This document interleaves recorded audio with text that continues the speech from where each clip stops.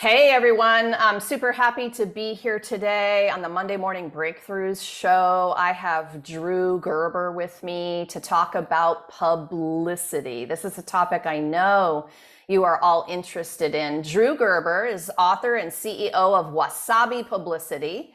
He works with authors who teach, inspire, and heal the world. Wasabi supports their commitment by strategically positioning their expertise to the media that serves their audience.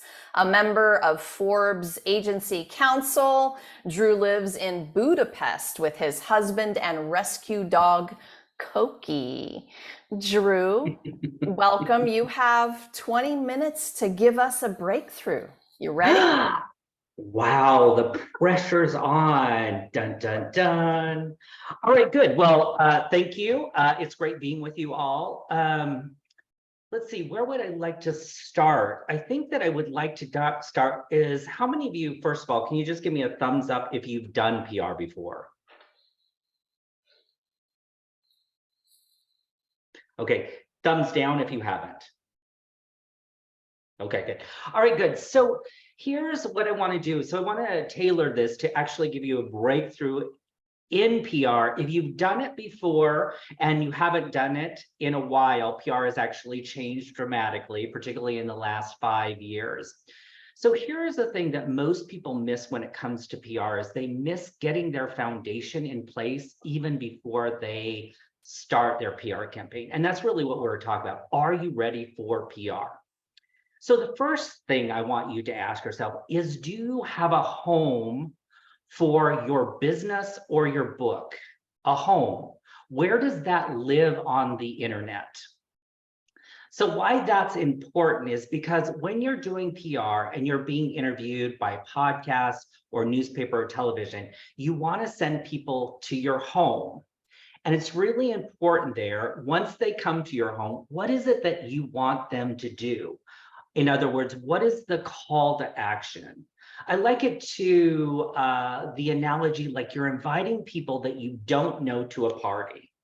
And where do you send them to find out if they want to go to the party or they don't want to go to the party, right? That's where you're going to give them kind of all the details to know, great, this is the right expert for me. So one is great. You want to have a home, you want to have a website or a blog, or it could be social media, but a place that you can send people to that is effective. In other words, there's a call to action there that calls people forward to take the action you want them.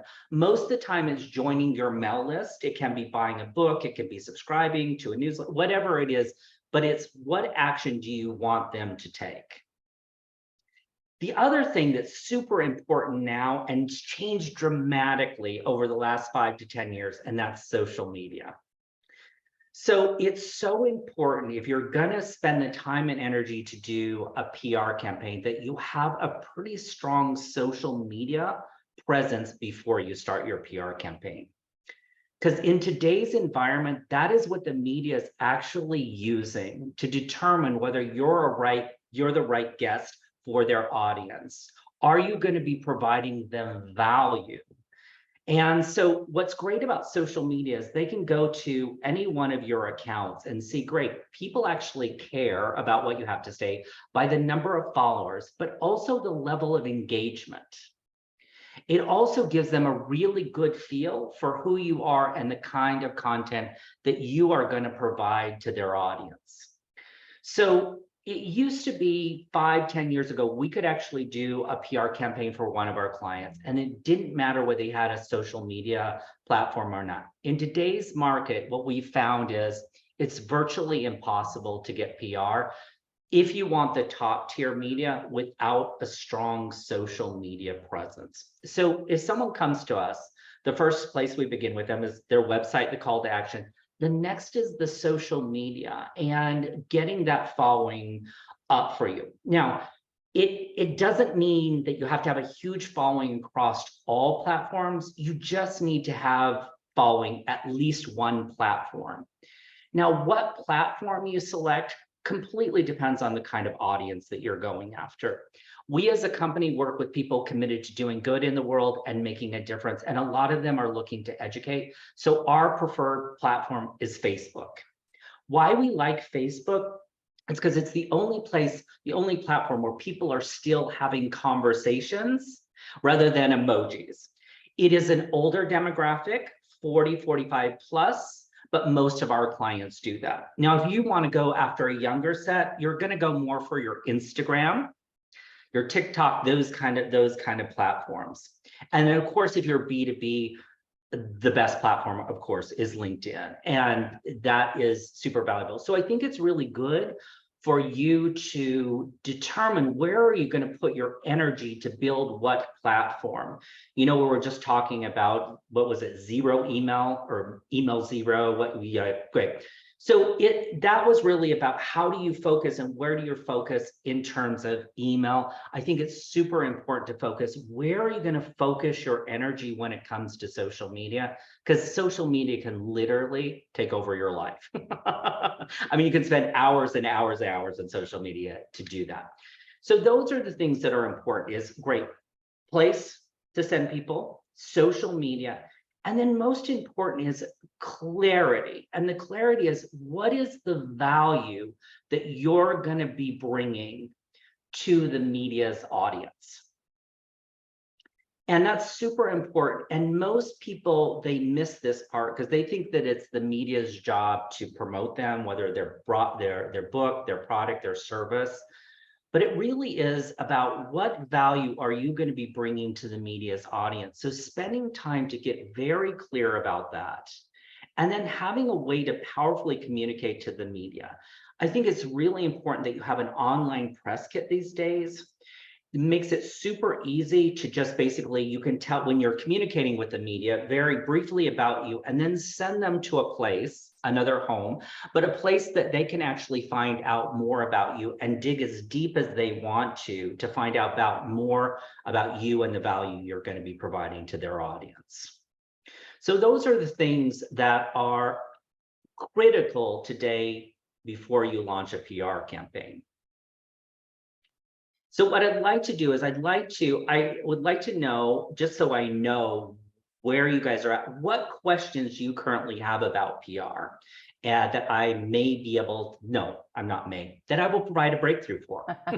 Yeah. Drew, first of all, thank you for that really nice breakdown. I'm going to do a quick summary and ask you a couple of questions that I had off the top of my head that I know a lot of my authors are going to want to hear the answers to. And I know most of you that I work with, I have said steps 1 and 2 to you over and over. You need your website landing page and you need a strong CTA. So I'm really happy, Drew, that you reiterated those things. Step 1, step 2. Social media. I know some of you groaned because a lot of you, you're on Facebook. We're doing this event live streaming into a group on Facebook. It is where my ideal audience is. But did you hear what Drew said about the breakdown? Thank you, Drew. Facebook is probably 40 years old and up. Instagram, TikTok, younger crowd. B2B, if you're a business to business, LinkedIn, right? And where are your ideal clients hanging out? You really have to ask yourself that question and then put your time, energy, and effort into the platform that, that makes the sense. Here's the question, Drew. Yes. You said you need at least one of those social platforms to be strong, to show followers and engagement. Can you give us a range? Like, what should I be shooting for? I've got like 11,000 plus likes on my Facebook business page. But what are we talking on those platforms? What should we be shooting for? So it really depends on the kind of media that you're really wanting to go after. So if you're really wanting to go after national, it's 10,000 plus, right? Followers on one platform. On one platform, right? Yep. Yeah. Okay. So basically, it's going to depend on the media, but what you want to think about is they're evaluating you. So it's not only about the numbers, it's also about the level of engagement. So let's say that, you have 5,000, but what you can see on every post, you're getting like 100 comments on every post, or you're getting a lot of reactions. That is actually an indication that people are actually engaging with your content. So it's just not all about the numbers, the total followers or fans you have. It's really about the level of engagement. And I can go to a social media and I can tell you if they're a player or not, like that. And the media, same thing. So, for those of you who might be a little worried about that, I'm going to ask Drew this. What's your one best tip for increasing engagement? On Facebook, ads. Ads, okay. Instagram? Nope, Facebook.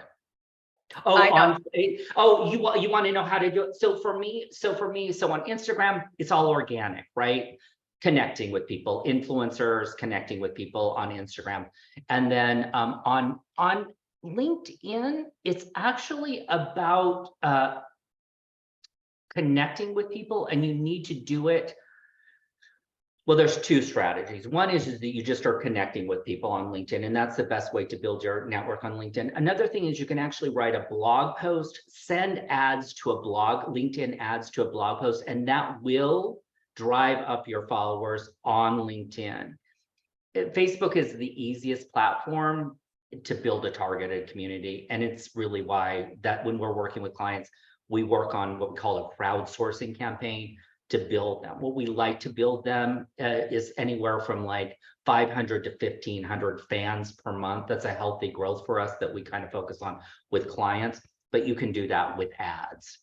And you are talking about my business page on Facebook, correct? Not a group.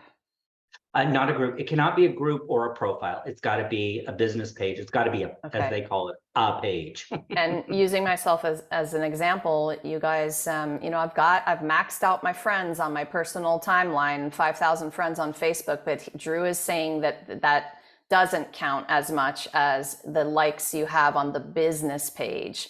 So for some of you using Facebook as your primary platform for publicity in general, reaching out to media, I would start to think about business page building strategies, right? And ads, we're going to have to do a whole nother section on ads, I know, for my audience. Yeah. Well, anytime that you want to do one, we were actually personally trained by Facebook on ads, and we knock it out of the ballpark with those. Nice. So anytime you want to do one on ads, we can do that. Okay. And then lastly, just getting to your point about clarity about the value you bring to the media's audience. Yeah. Thank you for that, because it's what I say to everyone about when you're pitching your podcast guesting opportunities. You guys, of course you want publicity and you want that podcast guest to shoot your thing all over the place, and then you build your platform. But have you even asked the question what value your segment is going to bring to that host's audience? I'm so glad Drew said that today, because this is how you're going to win pitches. This is how you're going to figure that out, and they're going to want to interview you because they see you as a collaborator, not just a taker. What else do you want to say about that, Drew? Well, what I'd love to do, if we could, is I'd actually like to go to your Zero email about how she approached actually setting up an email, because it's exactly how we set up our emails when we're approaching the media, with a few tweaks here or there. If that would be useful, how you actually pitch the media in an email form. Cool. Yeah. So one of the things that you said is that what she had said is do I need to respond to this email? The question you always want to ask yourself when you're actually pitching the media is, why am I writing this media person? Why am I writing it? And that's super clear. The next thing, the subject line, which I'm so glad, that is probably the most important piece of the equation when you are pitching the media, that subject line. It's got to grab their attention. And the truth of the matter, in these days, email is king when it comes to pitching the media still. I mean, we still do dial in, smile in, trying to get them on the phone. It's virtually impossible to get them on the phone. You can do some pitching through social media, but still the medium that wins the day is email. So subject line is so important. And as she said, flip the call to action. You want them to know in your first 2 to 3 sentences who you are, the value you're going to be, and the call to action that you are doing, which is, hey, book me, I'm available. Then what you do is you can go into the body of the email, and what you said is so great, bullet point for the media.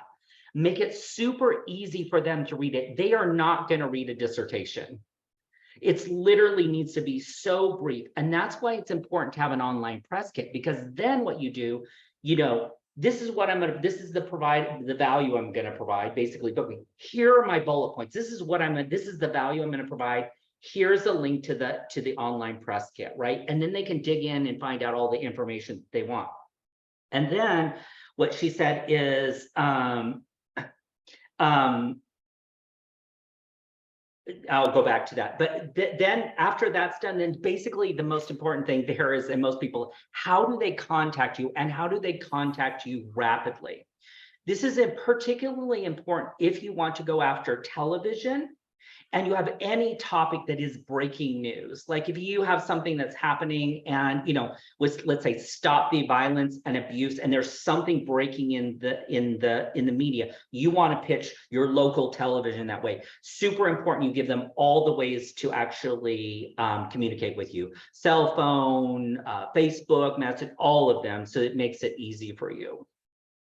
Love so that. That's the basic structure of how you actually put together for the email. And then one of the things that I love what she talked about is blocking time for your email. You want to do the same thing for your PR. If you're going to do PR for yourself, block off times to do your PR. And I always say, great, if you're going to launch a PR campaign, just come up with the 10 to 15 media that you want to build a relationship, and do that consistently. And you are going to see results. Love it, Drew.